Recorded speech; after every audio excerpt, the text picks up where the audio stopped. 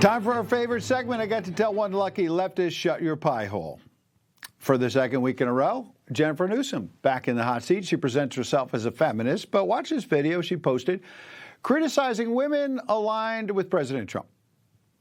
Trust me, I'm not a fan of Pam Bondi nor Kristi Noem.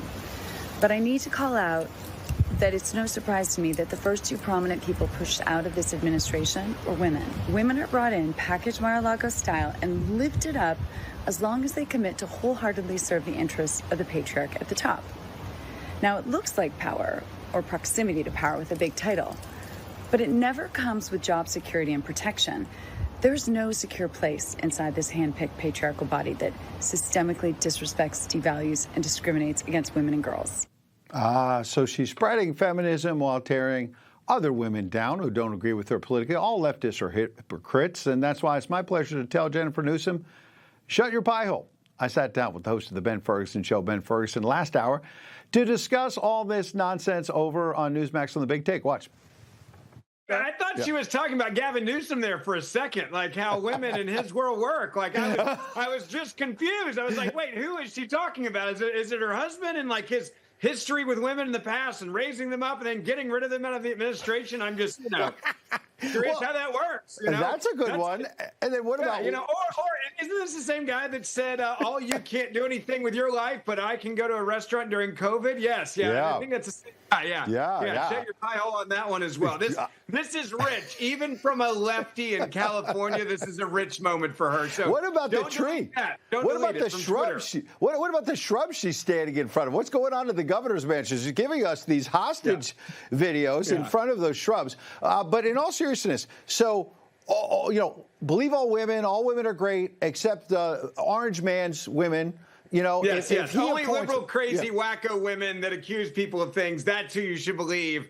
But if it's a conservative woman, let's just criticize the hell out of them because they're not real feminists. They're not real women. They're not people we should advocate for. They deserve what they get because they went to work for Donald Trump. That is liberal logic 101. That is, again, feminism 101. And exactly what I would expect from Gavin Newsom's wife staying there in a hostage video. So, it's par for the course, isn't it? Yeah, absolutely. And I want to be clear tonight. I want to stand up for a very, very powerful woman. Her name is Jennifer Newsom. I want to make sure she doesn't stop talking because I think she's destroying her hubby's chances. I mean, she's the gift that keeps on giving. Give her a microphone and a reality TV show on Bravo and a thing of box wine, and I promise you it will rate really well. Like box wine, Gavin Newsom, and a mic. What could go wrong in California? Yeah, last week she was saying something about giving boys dolls and ripping the heads off, and she's not. Yeah, no. What she did to her own kids. Remember, she's like, well, I told my kids they can't really be boys. I'm going to force them to be girls, but maybe they could be a boy, but we don't really know.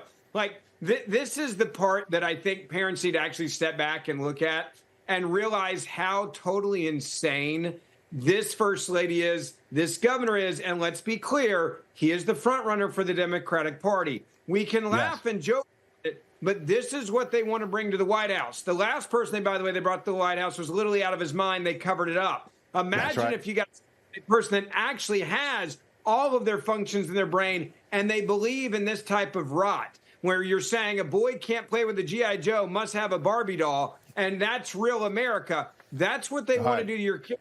Pay attention. Ben, real quick, I have some good news, though. It's breaking news tonight. A short time ago this afternoon, President Trump officially endorsed Steve Hilton as the Republican nominee for governor to replace Gavin Newsom. Complete and total endorsement. Maybe not unexpected, but important as the June primary comes up. And Steve Hilton's basically in the lead. Can he turn California red? Because a lot of people were skeptical, but he's got momentum now.